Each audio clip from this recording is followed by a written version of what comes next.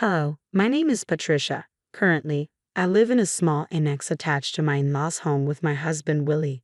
While I occupy the annex alone, Willie resides in the main house with his parents. This annex, originally a modest project by Willie's grandfather intended as a personal retreat, has been transformed into a livable space roughly the size of a standard room, thanks to my efforts. For the first 4 years of our marriage, we lived in a regular apartment. However, Willie's parents, who are very fond of him, unexpectedly expressed a desire for him to return home. Moved by his sense of duty and their emotional display, complete with tears and hugs, Willie decided to move back in with them. I was taken aback and overwhelmed by their heartfelt reunion. Willie and I met at work, where he began as my subordinate. After dating for 4 years while he lived at his parents' home, his nostalgia for his childhood home seemed to deepen. Despite our marriage and him living independently, his upbringing, marked by considerable pampering and little involvement in household tasks, drew him back to the comfort of his parental home. When I suggested sharing household chores, Willie was hesitant and admitted he had never been involved in such tasks before. Despite my hopes for an equal division of responsibilities, he consistently avoided them, claiming, "Patricia, you're better at it. You should just keep doing it." Although we both worked full-time, my higher position made me feel a stronger urge to distribute domestic duties. Yet trying to involve Willie often proved more exhausting than handling everything myself. Eventually, I found it simpler to manage the tasks on my own. The dynamic shifted when I began working remotely. Initially, Willie seemed surprised to see me at home every day and appeared to adjust to the new arrangement. However, it became clear over time that he hadn't fully grasped what working from home entailed. A few years into my remote work, Willie's parents made an unexpected visit to our apartment, expressing a desire to live closer to him. Witnessing their emotional reunion left me feeling isolated and confused. Respecting Willie's wish to be closer to his parents, we decided to move into their home. Throughout our relationship, Willie consistently chose locations near his parents, whether it was for renting an apartment or selecting jobs. Since I was working remotely, location had become irrelevant to me, but Willie's decisions often meant uprooting ourselves and quitting jobs. Upon moving into his parents' home, Willie's mother warmly expressed her gratitude, saying, "Thank you for taking care of Willie all this time. From now on, I will take good care of him, Patricia. You can handle everything else." Initially, I thought this meant I'd be relieved from daily chores related to Willie, but I soon realized her intentions were different. My mother-in-law took it upon herself to cater to Willie's specific needs, preparing special meals just for him, washing and ironing only his clothes, and maintaining his belongings. Meanwhile, all other household chores, including cooking and laundry for Willie's parents and myself, became my responsibility, despite my full-time job commitments. I found myself burdened not only with managing our daily tasks but also with maintaining the cleanliness of the larger family home. This new arrangement left me feeling disheartened. While Willie and his parents seemed content, I saw no apparent benefits for myself. My responsibilities appeared to have multiplied. During one cleaning session, my father-in-law approached me with a hesitant request. He looked apologetic as he said, "Patricia, I have a favor to ask. Could you contribute some money?" Confused, I asked him to explain further. He admitted that he found it difficult to ask Willie for financial contributions, saying that it felt challenging to request anything from him despite his hard work. This revelation added another layer of complexity to our living dynamics, highlighting the uneven distribution of both chores and financial responsibilities. Willie and I had previously agreed to share expenses like our apartment rent and other living costs. However, during our shopping trips, he often persuaded me to pay for various items including non-essential ingredients, alcohol, clothes, and accessories. When I expressed reluctance, he reacted childishly, accusing me of being stingy. Despite these financial disagreements, I found some solace in the fact that aside from these issues, Willie didn't interfere much with my everyday life. That semblance of peace vanished when we moved in with his parents. Unlike Willie, his mother actively disrupted my routine. She constantly interrupted my work-from-home schedule, insisting that I prioritize household chores over my professional duties. She would even barge into my room and tug on my clothing, making it exceedingly difficult for me to concentrate on my tasks. I felt increasingly frustrated and overwhelmed. I raised the issue with Willie, half expecting him to side with his mother. To my surprise, he listened attentively and promised to speak with her about the interruptions. I was hopeful for a compromise that would address both our needs. However, I soon discovered that Willie's idea of a compromise differed greatly from mine. Instead of finding a way to integrate our lives, he suggested relocating me to the annex, a separate structure on their property, introducing a new level of separation rather than integration. One day, somewhat jokingly, I asked Willie if I could demolish the annex and build a new house in its place. To my astonishment, he casually replied, "You can even demolish it and build a new house if you want." His casual remark opened up unexpected possibilities for our living arrangement, hinting at a level of autonomy I hadn't anticipated. Taking Willie's words to heart, I immediately began remodeling the annex to suit my tastes. As I cleaned, renovated, and updated the wallpapers, I noticed that Willie never checked on the progress. It became clear that he had no intention of living in the remodeled annex with me. This realization hit me hard. I was the outsider in the family living dynamic. There were times when I found myself alone at home while they went out to a barbecue restaurant or when I worked late and missed communal meals. These outings, often orchestrated by Willie's mother, seemed deliberately planned to exclude me. It appeared she might have been pushing for my exclusion, perhaps hoping I would leave her son. Despite these dynamics, Willie had given me complete freedom with the annex, and I seized the opportunity to make the space truly my own. I threw myself into DIY projects, installing new shelves and personalizing every corner of the annex. Surprisingly, after I moved out, neither Willie nor his parents ever visited. They must have been aware of the renovations, yet they showed no interest in my activities, reinforcing the sense that I was no longer considered part of the family. Living away from the main house, especially without Willie's mother's constant presence, I began to relish my newfound independence. It felt almost like living alone, which was surprisingly liberating. I took comfort in the fact that residing in the annex kept her from interfering with my work. During the renovation, I even installed new locks and improved the security, marking the annex as my sanctuary away from the family dynamics. I made sure that no one, neither Willie nor his parents, could enter without my permission. This new level of privacy made me reconsider whether this separation might actually be a blessing in disguise. However, it seemed my mother-in-law sensed my growing detachment and was determined not to let me find peace easily. Unable to endure her behavior any longer, I found myself at a crossroads, contemplating my next steps. As I settled into the renovated annex, her desperation to drive me away became increasingly evident. Her subtle harassment started with minor annoyances like leaving trash in front of my cabin on garbage day instead of at the collection site. Occasionally, she would host barbecues in the garden, deliberately omitting me from the guest list while ensuring the enticing smell of grilled meat drifted my way. Despite these efforts, I remained resolute in my newfound space. I couldn't help but smile at the futility of her attempts to push me out.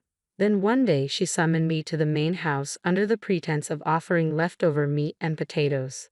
Sensing there was more to her invitation, I decided to go. When I arrived, I found her alone in the living room.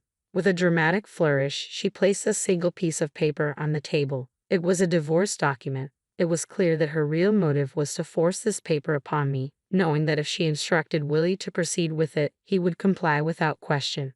All that was left was for me to agree, and Willie and I could be officially divorced by simply submitting the paper to the city court. With a smug expression, his mother declared, "Isn't it about time you gave up? There's no reason for you and Willie to stay married anymore. Get out, you freeloading, unemployed woman." I was taken aback by her audacity, but her certainty only fueled my resolve. Thrilled by the prospect of freedom, I eagerly grabbed the divorce paper and exclaimed, "I'm going to the city court right now. Thank you so much."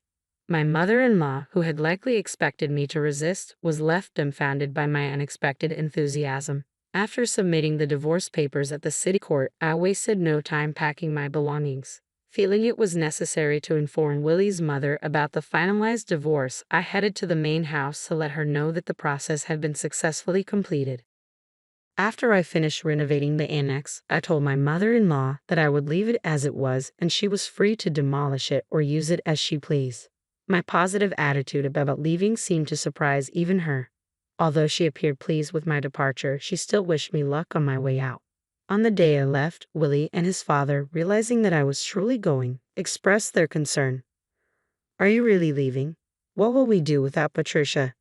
They asked. I smiled and thanked them for letting me use the cabin, explaining that since there was no point in staying married anymore and we were now officially divorced, it was time for me to move on. As I organized my belongings, I completed my move to a luxury apartment, a change I had been planning for some time. Not long after settling into my new place, my mother-in-law called me. Her tone was awkward as she began, "Patricia." Cheerfully answering her call, I started with a light-hearted question. "What's up? How's everything going with the cabin?" She shifted to a more serious topic, mentioning finances. Specifically, she brought up that Willie had informed her was giving his father $5,000 a month. Confirming her statement, I clarified that, contrary to her previous accusations of me being an unemployed freeloader, I was indeed gainfully employed. Her surprise was palpable over the phone. She had been under the impression that I had left my job entirely. I quickly set the record straight, explaining that I had just left my old job, but had moved on to become the president of a new company. I elaborated that I was leading the charge in pioneering a remote work system, placing myself at the forefront of modern work environments. Her reaction was a blend of disbelief and confusion, which made me sigh. It became clear that Willie was also unaware of my professional advancement, underscoring the growing distance between us, not just physically but in how we perceived each other. Since moving in with his parents, it was apparent that he had never fully embraced his role as a husband. She then asked about my earnings, curious if my new position had also boosted my income. I casually mentioned that it was approximately $3 million. Admittedly, this figure was an exaggeration, a simplification to avoid delving into the complexities of my actual earnings. Seizing on this, she shifted the conversation, asking if I could lend them some money. She revealed that Willie's father had been laid off and had kept it hidden. They had been managing with the $5,000 I'd been providing, and neither Willie nor I had known about his job loss.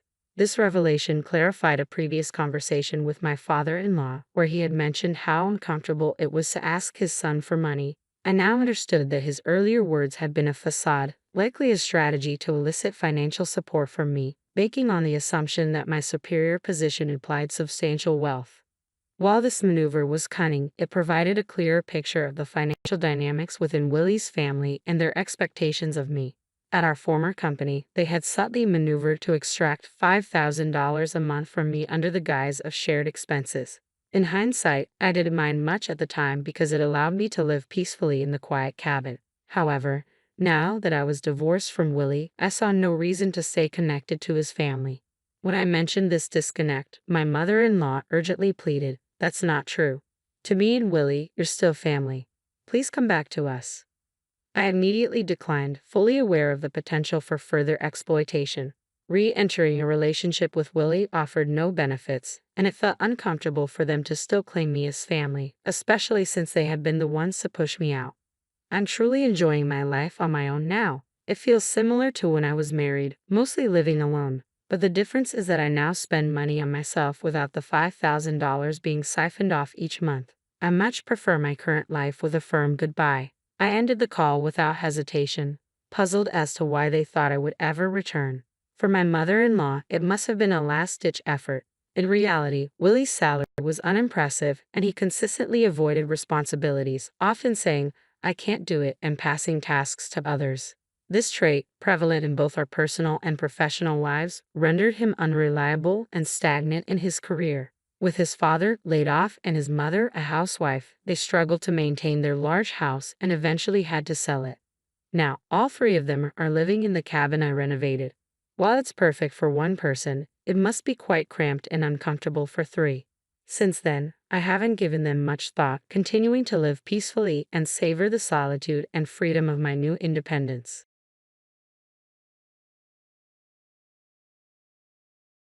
Out here in the mountains, no one will find you. After all, you're just a stranger to us. Take care now. With a harsh slam, my mother-in-law closed the door of her luxury SUV, a cold sound echoing in the stillness. The tires spun gravel into the air, then she sped off, leaving me behind. Under the moonlight, I saw her face. For the first time, a cruel smile spread across it. Her eyes glinted with a dangerous light, like a predator who'd cornered its prey. She looked down on me with a certainty of victory.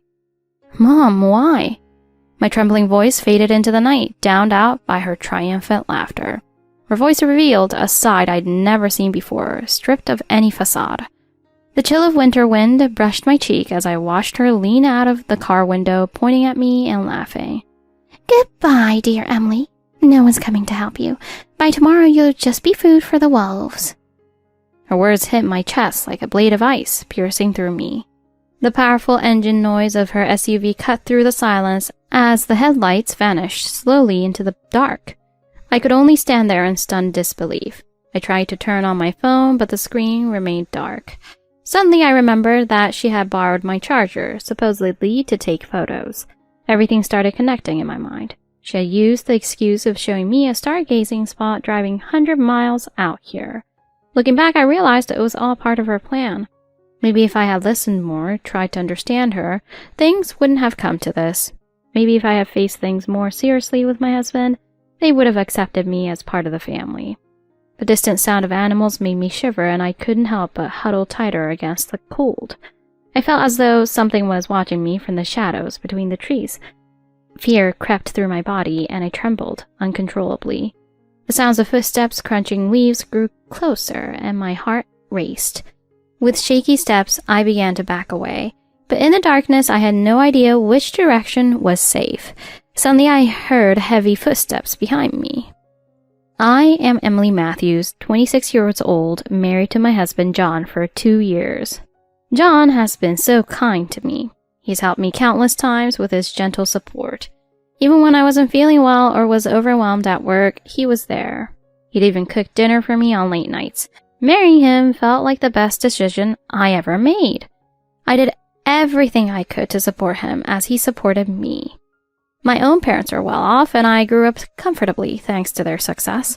I had the privilege of attending lessons and traveling frequently as a child. Despite that, they never pressured me, and I was able to grow up freely. Friends often admired me for my independence and strength. I'm grateful for my parents, though I also pride myself on the efforts I've made personally. I know money doesn't solve everything, and how one uses it matters greatly. Maybe that's why I disliked being perceived as living off my parents' wealth. I even kept my family's wealth a secret from John. I wanted to work and live by my own efforts. John and I both loved our work in the bridal industry. I had a supportive boss and sweet juniors, and my work brought me joy. Surrounded by admirable people, I was truly content. One day, though, John quit his reputable job to start his own business. At first, I thought it was a shame given how hard he had worked to get that job. But I could understand his desire to carve out his own future. I felt a bit worried, but I trusted him and decided to support him. After all, his determination reminded me of my own. I swore to stand by him, no matter what happened with his business. This was the first time I felt such a strong urge to support someone. But as I later discovered, John had been involved with a woman from his university days. Not only that, but he had amassed $50,000 in debt from extravagant trips with her. At the time, I had no idea. I was horrified by my own obliviousness when I found out. Learning the truth crushed me, and I cried for days. For some reason, despite the debt, he went ahead and started his business with that woman by his side. Starting a business is costly, and I supported him, oblivious to the truth. I once asked him how he planned to manage the finances, wondering how he could afford it all. He claimed he had family support. That surprised me since I'd never considered relying on relatives for support. His mother, Susan, seemed to dote on John and openly favored him. Susan took care of John, even though he was an adult, and justified anything she did as being for her son. She even suspected I was after John's income, despite my own successful career. Sure, John had a good job, but I wasn't planning to quit my own work and rely on his income. I had made that clear to her as well. I continued working and contributing to the household as I had before we were married. We both agreed to handle our expenses individually and save as needed. I explained this to her, but Susan wouldn't believe me. She treated me as though I was an enemy, as if I'd taken her son from her. It was deeply frustrating, but I tried to endure it, knowing it wasn't uncommon for in-laws to have conflicts. At least we weren't living together, so I only had to deal with occasional messages or unannounced visits. However, it wasn't just Susan who was difficult. John's sister, Megan, also had a challenging personality. Megan didn't work and relied entirely on John's income. Apparently, John transferred her a monthly allowance from his account. At the time, I didn't think much of it, seeing it as his kindness. Megan once said she quit her job because her boss had asked her to speak formally. She complained. Why should someone be superior just because they were born earlier? Even though we were close in age, I found myself thinking kids these days. It felt like she embodied all the worst traits of Gen Z entitlement. Interacting with her was draining as I constantly had to monitor her mood. Despite all my frustrations with his family, I was happy with John. I truly wished our happy life would continue forever. For a while after John's business took off, it seemed stable and I felt reassured. He likely treated his employees well, which comforted me. But soon, Susan and Megan started visiting frequently, often without notice. They would rummage through my things, using my brand name items and posting photos online as if they were their own. I tried to tell them politely to stop, but they dismissed me. We're family, so anything in John's house is ours to use. It was all my stuff, bought with my money, but I endured it for John's sake.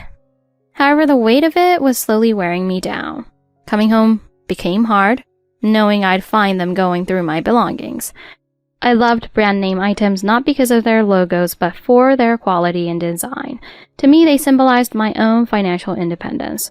It was something my mother always encouraged. Invest in quality, and it will last. But watching Susan and Megan handle them so roughly was heartbreaking. They were using my cherished items for their own social media clout. Every night, I carefully cleaned my bags and accessories after they were done with them. I began forcing myself to believe that maybe it was my fault, that my heart was just too small. One day, though, Susan took one of my bags without permission and ended up damaging it. It was a simple brown purse, beautifully crafted and easy to carry. How she managed to break it was beyond me. I thought she might finally show some remorse, but instead she refused to apologize. It was bought with John's money, so I don't owe you a thing. I felt devastated. Even though I was making a good income, I couldn't afford to replace things endlessly. I reminded her the bag was something I had bought before marriage. It had been my first big purchase, something I'd wanted for so long. Yeah, right. I know that girls like you don't have money for things like that. Don't try to fool me. She'd labeled me as a gold digger, spending John's money on luxuries. Talking to her felt impossible. She wasn't even trying to understand. She seemed to see me as her enemy. When I tried to speak with John about it, he barely listened. Just hold on a bit longer. Mom's going through a rough time. It hurt to feel ignored even by him. I'd always thought of myself as strong and independent, but feeling so alone was too much to bear. Around this time, John's business started facing difficulties. He was struggling even to keep up with Susan and Megan's lifestyle. He finally told them he could no longer support them financially. Both Susan and Megan, who had lived off his income, were frantic at the thought of losing their comforts. I thought they might consider getting jobs, but they had no intention of working. Take some of the money Emily has been getting from John and give it to us. Family should come first. I tried explaining again that I split living expenses with John and used my income independently, but they insisted that I was still living off his income. Their frustration grew and they started visiting less often. For a brief moment, I thought they might be considering working for themselves. I was naive. They were just plotting something else entirely. They had decided that if I were out of the picture, they could control John's income entirely. With John's business nearing bankruptcy, they were desperate to keep up their lifestyle. Though they'd barely worked, they seemed to feel entitled to luxury. Eventually, they discovered that I came from a wealthy family. Now they wanted access to my income as well. Susan especially seemed consumed with a growing resentment toward me. She started to believe that if I disappeared, they would inherit everything. She even convinced herself that she'd get an inheritance worth hundreds of millions. It was absurd. I hadn't even written a will, and if I had, my family, not them, would be my inheritors. It was frightening how much Susan's fixation on money twisted her thinking. She began planning to eliminate me for the sake of her own comfort and lifestyle. Susan had noticed that I enjoyed photography, particularly of night skies. She researched locations with minimal human presence, choosing one where no one would find me. Her plan was to take me there and abandon me, leaving me to whatever fate the wilderness had in store. Out here, no one will ever find you. It's bear season. This will look like an accident. She'd even discussed the plan with Megan, who agreed without hesitation. I'll drive for you, Mom. I'm doing it for John. Despite pretending it was for John's sake, it was really all for themselves. On the day of the plan, Susan called me and offered to take me stargazing. They hadn't visited in a while and both seemed unusually friendly that day. I heard you love taking pictures, Emily. There's a spot with beautiful stars nearby. Susan showed me the location on her phone, a famous spot among photographers. I'd wanted to go there, so I accepted their invitation with some hesitation. Your hair is so beautiful, Emily. What shampoo do you use? I'm so glad to have a stylish daughter-in-law like you. I always wanted a daughter. I felt uneasy, but they seemed so friendly, talking excitedly about fashion and beauty. I began to relax, thinking maybe they were finally accepting me. At the time, I didn't realize it was a trap, but a small part of me felt so happy to be included. When we arrived at the spot, they pointed out the stars, and I eagerly stepped out of the car. Go on ahead, Emily. We'll join you after we grab some things from the car. I stepped out, looking up at the stars in awe, just as I'd dreamed. But soon I heard the car door slam shut. I looked back to see them locking the doors, their engine roaring to life again. We'll be taking the house in the car. Watch out for bears, honey. I watched in shock as the SUV sped off, leaving me in the cold, empty mountains. I realized they truly abandoned me. The only light left was from the stars, my phone unable to reach any signal. Left alone, I felt a wave of fear but steadied myself. I was determined to survive and had my own backup plan. Meanwhile, Susan and Megan were confident that their lives were now secure. This calls for a celebration. Let's have dinner at a fancy restaurant once everything's settled. But their glee didn't last long. When they arrived back home, they found several police cars waiting in the driveway, and there I was, standing beside my father and a few officers watching them approach. What? How are you here? I met them with a calm smile, one that I hoped showed all the hurt they'd put me through. Megan tried to slip away, but the officers stopped her. I had shared my location with my father through GPS, a safety measure he'd insisted on since I was young. As a wealthy family, we knew that there were always people who might target us. My father had prepared every possible security measure, including a private jet that could reach me in minutes. The moment I activated the emergency button, he was alerted. Since the spot was a clear area for stargazing, landing wasn't an issue. I was rescued without a scratch and safely taken to a family retreat.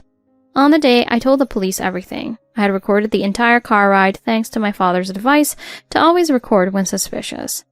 We'll be taking the house and car. Watch out for bears. Susan's voice rang out from my phone, clear and incriminating. It was all the evidence the police needed. They arrested Susan and Megan right there, charged with attempted murder and fraud.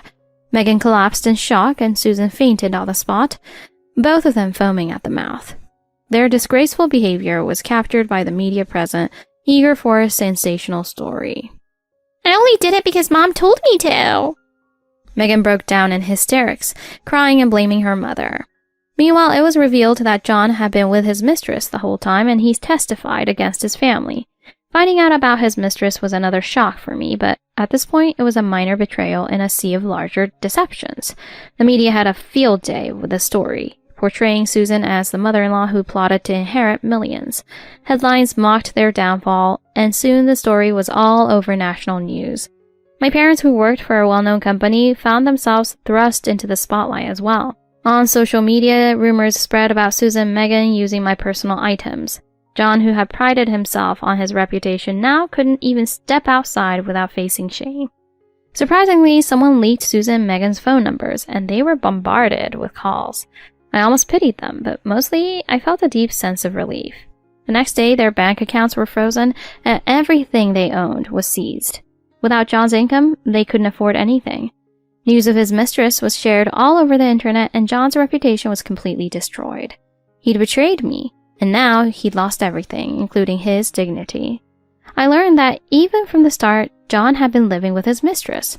Remembering the kindness he once showed me, it felt like a cruel joke.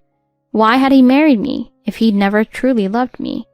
My heart ached, filled with pain and betrayal, but I resolved to move on.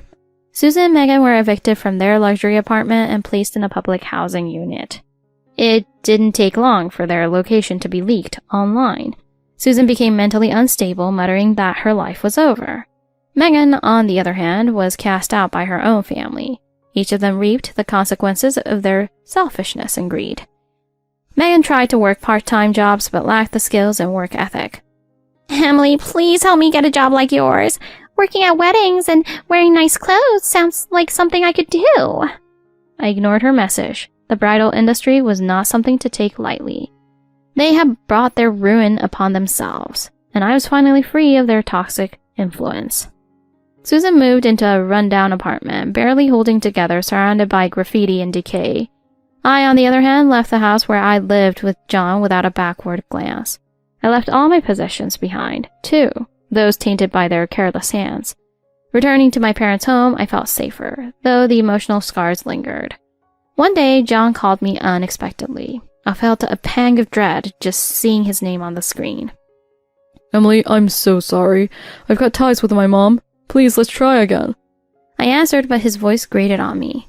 Despite his grand promises, I couldn't forget how easily he had betrayed me. I'll protect you forever. His words sounded hollow. I didn't need his protection. I could stand on my own. I coldly replied, maybe your mistress could use your protection instead. Memories of the good times briefly came to mind, but I quickly shook them away. I couldn't believe I'd been so blind. I sobbed that night, releasing all the pain and anger that had been bottled up for so long. Meanwhile, Susan sat alone in her apartment, consumed by resentment. In a desperate attempt, she hired a private investigator to dig up any dirt on me. She thought if she could find something to use against me, she'd regain control. I don't belong here. This is all a terrible mistake. Detective, find something. Anything on Emily. The detective, seeing no valid case, simply reported my recent activities. But even that tiny bit of information made Susan's eyes gleam with malice. Emily has PTSD? Oh, this is my chance. I'll make her pay for everything. Susan began plotting, fueled by her desperation. John, who was equally miserable, secretly supported her scheme. Mom, if you succeed, share some of the money with me. I want to build a new home on the coast.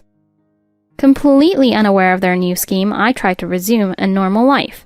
One evening, as I walked alone, Susan appeared on the sidewalk. She looked worn down, her clothes shabby, but a sinister grin stretched across her face. Guess the bears didn't get you. Must have been freezing in those mountains, huh? Her sudden appearance brought back a flood of trauma, and I could feel my body shake with fear. Memories of that night returned vividly. The terror, the loneliness. I saw her lift her phone, recording me as I stumbled back, powerless. I have you now. Pay me, or I'll spread this video all over the internet. The shock of being abandoned that night had left me with PTSD. Susan's threat made little sense, but the sight of her was enough to terrify me. She climbed into a waiting car and disappeared, leaving me paralyzed. Realizing I couldn't handle this alone, I called my father for help. My father was furious, knowing how much pain they had caused me. Using every resource he had, he began digging into John's business dealings. Soon he discovered evidence of tax evasion and embezzlement. Confronted with proof, John had no choice but to admit guilt. His mistress Lena, who had no idea of the depths of John's corruption, paled as the truth emerged. You lied to me, John. I didn't know my name was on those loans. I had to. You were always demanding more luxuries, more vacations. You told me we'd have $100 million. Their entire plan had unraveled, exposing their lies and manipulations. John's accounts were frozen, and he lost everything. Lena tried to play the victim, pleading with the media to clear her name. I didn't know. I thought he was honest. I was just another victim. The tabloids seized on her story, framing her as yet another pawn in John's downfall. In one headline, she was the victim mistress. In another, the scheming partner. John's world came crashing down, with even his mother now refusing to support him. You're no son of mine, not after all the shame you brought on us. Despite her own part in everything, Susan abandoned him the moment he was of no use. With no one left to turn to, John was utterly alone. Each of them had exploited others for their own gain, and now they were all paying the price. John and Susan, finally realizing their isolation, decided to join forces in one last desperate move. They planned to escape by taking a flight and disappearing. But my father, ever vigilant, anticipated their move. He had security waiting for them at the airport, ready to intercept them. I did it all for my son's happiness. Her voice echoed across the terminal as she screamed, half crazed. But even in her desperation, she was willing to throw John away. Watching their meltdown was surreal, like seeing the true depths of their selfishness laid bare. John, visibly shaken, could only mutter about his lost dreams with his mistress. I was supposed to have a new life with Lena! Hearing his words stung, knowing he had completely disregarded me. I had once loved this man, promised a life together, only to be discarded so easily. Looking back, I realized that I'd rarely been betrayed by others before, but John's betrayal cut deep. It would take time to heal that scar. Meanwhile, as I watched from afar, Lena held a press conference as the new CEO of John's company. I'll restore the company's reputation and protect our employees' livelihoods. She had somehow taken control, and despite everything, was determined to carry on. Lena had her faults, but she was now taking charge, more competent than John ever had been. John, stripped of his title and possessions, was left with nothing, forced to live on the streets. I trusted my mother, and even she betrayed me. Susan, too, spiraled into mental breakdown, repeating that her son had betrayed her. Their selfish actions had led them to complete ruin, leaving them to confront their empty lives alone. Month by month, they struggled with debt repayments, a descent that was only just the beginning. Watching them, I felt nothing but detachment. I was gradually healing from PTSD, regaining strength and stability. I could finally laugh at the absurdity of it all, seeing the once powerful family brought low. I hoped no one else would ever have to endure such a family ordeal. My experience gave me a new mission, to help those who had nowhere to turn. I wanted to provide a refuge for others, a safe space for those escaping toxic families. With my PTSD, I had to leave my job in the bridal industry, but it gave me a new purpose. I told my parents about my idea, and they supported me wholeheartedly. They guided me on how to start, qualifications, legal requirements, hiring. With their help, I gained knowledge, researched online, and expanded my skills. I began studying for certifications and talked to others who could offer insights. Little by little, my goal became more tangible, and I found myself enjoying the challenge. The family retreat, where I was once rescued, became my first refuge center. We kept the location confidential, sharing only the phone number with those who needed it. I wanted to create a place where people could escape without fear. I even earned a qualification in counseling, driven by my desire to help others heal. When the refuge center finally opened, I felt a wave of hope. I knew it would be wonderful if no one ever needed to use it, but sadly, that was unrealistic. There would always be someone out there trapped in an unsafe situation, needing a way out. I hoped my experience would help me bring light to others. Susan, Megan, and John were still dealing with their financial struggles. They were now paying for all they'd taken, a reminder that debts must be repaid. One day, a woman came to the refuge escaping from an abusive family. I looked at her and told her she had done well by getting out. I told her that I, too, was glad to have left when I did and wished I had left sooner. Her expression softened, and she smiled through her tears. "Thank you. I thought it was all my fault." I reassured her, letting her know it was okay to acknowledge the pain and hold boundaries. Here, no one would need to fear retaliation or worry about their family finding them. My father's security company guarded the facility 24/7, ensuring each person's safety. It was my safe haven, just as it was for others who needed a fresh start. Over time, the refuge grew, welcoming more people who needed a family they could trust. I found myself smiling genuinely, for the first time in years.